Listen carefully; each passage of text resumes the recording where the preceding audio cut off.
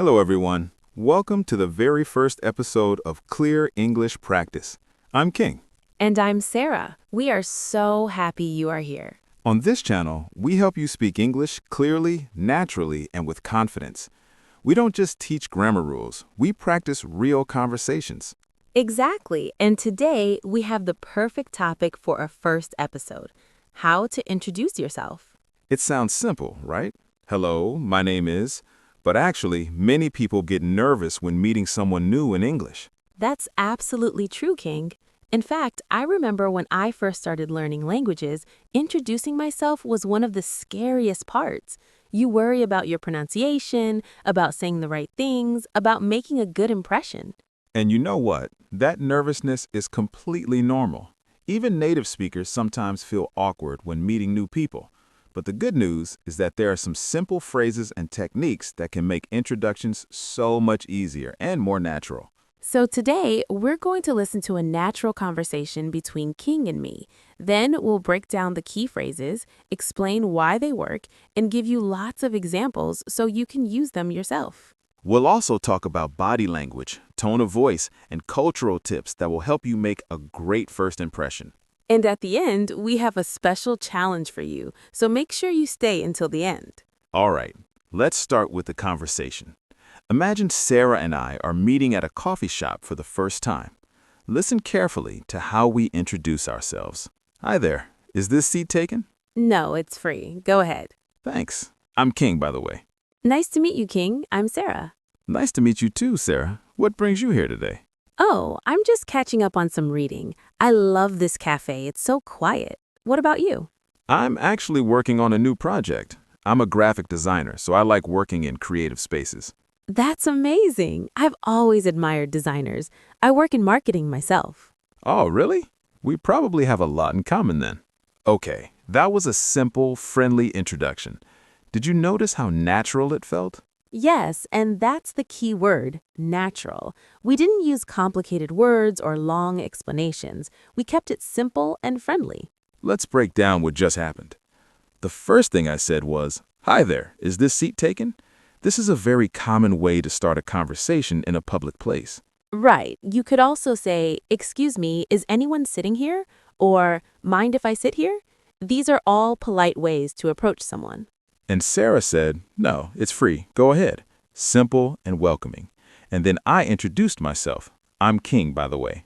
That little phrase, "by the way," is really useful. It makes your introduction feel casual and relaxed, not forced or formal.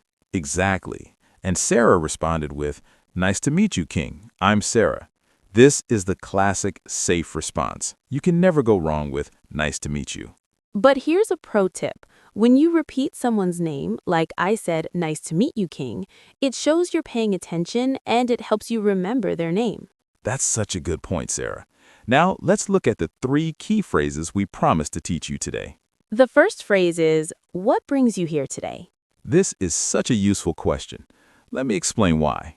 If you ask someone, "Why are you here?" it can sound rude or suspicious. Yes, "Why are you here?" sounds like you're questioning them, like they shouldn't be there. But what brings you here is friendly and open. It's like you're genuinely curious about their story. You can use this phrase in many situations. For example, at a networking event, you might say, "What brings you to this conference?" Or at a party, "What brings you to this neighborhood?" It works in so many contexts. You can use this phrase in many situations. For example, at a networking event, you might say, "What brings you to this conference?" Or at a party, "What brings you to this neighborhood?" It works in so many contexts. You can use this phrase in many situations. For example, at a networking event, you might say, "What brings you to this conference?" Or at a party, "What brings you to this neighborhood?" It works in so many contexts. Let me give you another example. Imagine you're at a yoga class and you meet someone new. You could say, "Hi, I'm Sarah. What brings you to this class?" And they might say, "Oh, I'm trying to reduce stress from work," or "I just moved to the area and wanted to try something new." See how it opens up the conversation? It's not just a yes or no question. Exactly. These are called open-ended questions because they invite the other person to share more about themselves. Now, let's move to the second key phrase. I'm just catching up on. Sarah, when I asked you what brings you here, you said, I'm just catching up on some reading. Right. To catch up on something means to do something you haven't had time for recently. It implies you're behind on it, but now you're making time for it. Let me give you some more examples. I'm catching up on emails. This means you have a lot of unread emails and you're finally reading them. I'm catching up on sleep. This means you've been tired and you're finally getting rest. I'm catching up on my favorite TV show. Maybe you missed a few episodes and now you're watching them. You can also say catch up with someone. For example, I'm meeting Sarah tomorrow to catch up. This means we're going to talk about what's been happening in our lives. That's a really important distinction, Sarah. Catch up on is for activities or tasks. Catch up with is for people. Exactly. So you catch up on work, but you catch up with a friend. This phrase is so natural, and native speakers use it all the time. When you use it, you sound fluent and comfortable. Now, let's talk about the third key phrase. We probably have a lot in common. To have something in common means you share the same interests, experiences, or characteristics. For example, if you both love hiking, you have that in common. If you both work in technology, you have that in common. When you're meeting someone new, finding common ground is so important. It helps you build a connection quickly. In our conversation, King said, we probably have a lot in common because we both work in creative fields. I'm in marketing and King is a graphic designer. Right. And when you say this to someone, it makes them feel comfortable. It's like saying, hey, we're similar. We can be friends. You can also ask questions to find common ground. For example, where are you from? Or what do you do for fun? Those questions help you discover shared interests. Maybe you're both from the same city, or you both love photography. Here's another example. Let's say you're at a book club meeting someone new. You might say, what kind of books do you enjoy?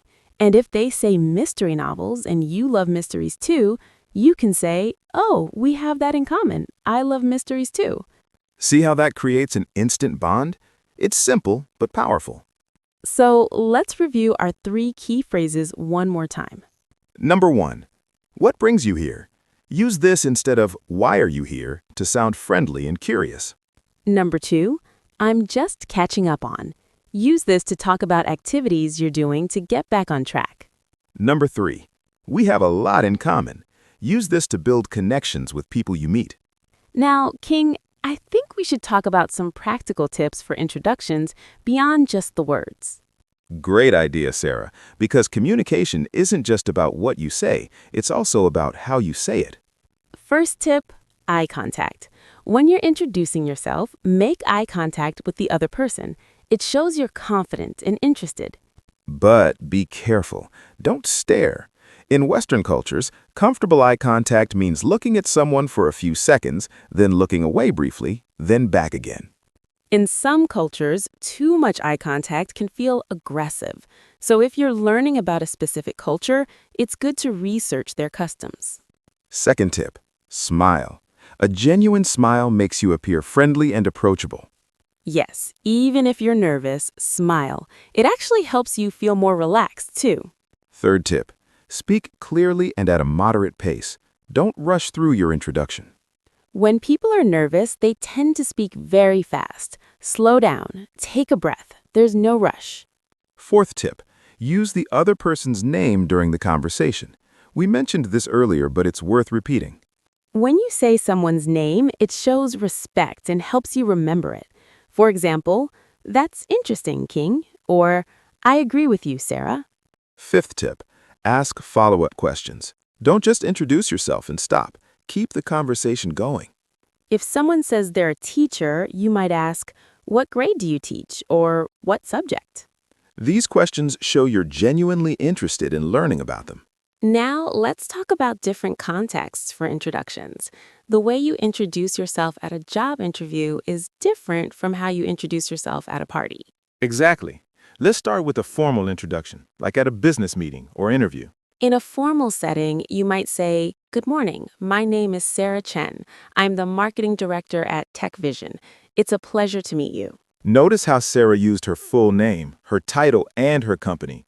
She also said, "It's a pleasure to meet you," instead of just "nice to meet you." It's a pleasure is more formal and professional. Now, in a casual setting, like at a friend's party, you would be much more relaxed. You might say, "Hey, I'm Sarah. I work with Jennifer. How do you know everyone here?" See the difference? No last name, no formal title, and a casual "hey" instead of "good morning." Your tone would also be more relaxed and friendly. Let's practice one more scenario, meeting someone at a conference or networking event. This is somewhere in between formal and casual. You might say, "Hi, I'm Sarah. I work in digital marketing. What brings you to this conference?" You're professional but friendly. You give enough information to start a conversation, but you're not overly formal. King, should we talk about some common mistakes people make when introducing themselves? Absolutely. This will help our listeners avoid these problems. Mistake number 1, giving too much information too quickly. Yes, some people get nervous and they start talking nonstop. They tell their whole life story in the first minute. Remember, an introduction should be brief. Share your name, maybe what you do, and then ask the other person a question. Mistake number 2, not listening to the other person. This is so important. Some people are so worried about what they're going to say next that they don't actually listen to the other person's name or what they say. If you forget someone's name immediately after they say it, that's a sign you weren't really listening. If this happens, it's okay to politely say, "I'm sorry, could you remind me of your name?" It's better to ask than to fake it. Mistake number 3, using overly complicated language to try to impress someone. Keep it simple. You don't need to use big words or complex grammar. Clear and simple is always better. Mistake number 4, apologizing for your English before you even start. Oh, this is such a common one. People say, "Sorry, my English is not very good," before they introduce themselves. Don't do this. It makes you seem less confident. Just speak. Most people won't even notice small mistakes. And honestly, most native speakers are impressed when someone speaks another language, even if it's not perfect. Now, let's do a quick role play with different scenarios so you can hear how these phrases work in context. Great idea. Scenario 1. We're at a gym. Hi, I'm King. I just joined this gym last week. What brings you here? Hey, King, I'm Sarah. I've been coming here for about 6 months. I'm just trying to stay active and healthy. That's great. Do you take any of the classes here? Yeah, I love the yoga classes. Have you tried them? Not yet, but I'd like to. Maybe we could go to a class together sometime. That would be fun. I usually go on Tuesday evenings. Perfect. See how natural that was? Now, scenario 2, a professional conference. Good afternoon. I'm Sarah Martinez. I'm a content strategist with Creative Hub. What brings you to this conference? Nice to meet you, Sarah. I'm King Thompson, graphic designer at DesignWorks. I'm here to learn about the latest trends in visual branding. Oh, that's interesting. We probably have a lot in common. At Creative Hub, we work closely with designers on brand campaigns. Really? I'd love to hear more about that. Do you have a card? Absolutely. Here you go. Let's connect on LinkedIn as well. Perfect. Notice how that was more professional but still friendly. And we naturally found common ground, our work in creative fields. Okay, one more scenario, a casual party. Hey, I'm Sarah. I'm friends with the host, Amanda. How do you know her? Hi, Sarah. I'm King. Amanda and I work together. She's always talking about her friend Sarah who travels all the time. Is that you? Ha, yes, that's me. I just got back from Spain, actually. No way. I'm planning a trip to Barcelona next month. We definitely have a lot in common. I'd love to get some recommendations from you. Of course. Let's grab drinks and I'll tell you all about it. See? In just a few seconds, we found common ground and started building a connection. Now, let's talk about cultural differences in introductions. This is important because what's polite in one culture might be different in another. For example, in the United States, a firm handshake is standard in professional settings. But in some Asian cultures, a bow is more appropriate than a handshake. In some countries, kissing on the cheek is normal when meeting someone, even for the first time. The key is to observe what others do and follow their lead. If someone extends their hand, shake it. If they bow, bow back. Also, personal space varies by culture. In some cultures, people stand very close when talking. In others, people prefer more distance. Again, observe and adapt. If someone steps back, you might be standing too close. It's all about being respectful and aware. All right, we're coming to the end of our first episode. Let's do a final review of everything we covered today. We learned 3 key phrases for introductions. Number 1, what brings you here? A friendly way to start a conversation. Number 2, I'm just catching up on, a natural way to talk about what you're doing. Number 3, we have a lot in common. A great way to build connections. We also talked about body language. Make eye contact, smile, and speak clearly. We discussed different contexts, formal, casual, and professional settings. And we covered common mistakes to avoid. Now it's time for our question of the day. We want to hear from you. In the comments below, introduce yourself using what you learned today.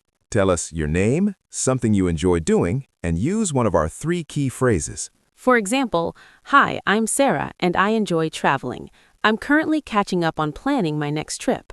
Or, hi, I'm King, and I enjoy graphic design. What brings you to this channel? Don't be shy. Writing it down is practice, and practice builds confidence. We'll read your comments, and we might even respond to some of them. And here's a special challenge. Try to use one of these phrases in a real conversation this week. It could be with a neighbor, a coworker, or someone you meet at a coffee shop. Then come back and tell us how it went. Did it feel natural? How did the other person respond? We love hearing success stories from our learners. Before we go, let's tell you what's coming in our next episode. Next time, we're going to talk about how to make small talk in English. Small talk is those casual conversations about everyday topics, the weather, weekend plans, current events. It might seem simple, but it's actually really important for building relationships in English-speaking environments. We'll teach you conversation starters, how to keep a conversation going, and how to exit a conversation politely. So make sure you subscribe to Clear English Practice so you don't miss that episode. Hit the bell icon too so you get notified when we upload new videos. And if you found this episode helpful, please give us a thumbs up. It really helps us reach more English learners like you. Thank you so much for spending this time with us today. Remember, learning English is a journey. Be patient with yourself, practice regularly, and don't be afraid to make mistakes. Every conversation is practice. Every mistake is a learning opportunity. We believe in you, and we're here to help you every step of the way. See you in the next lesson.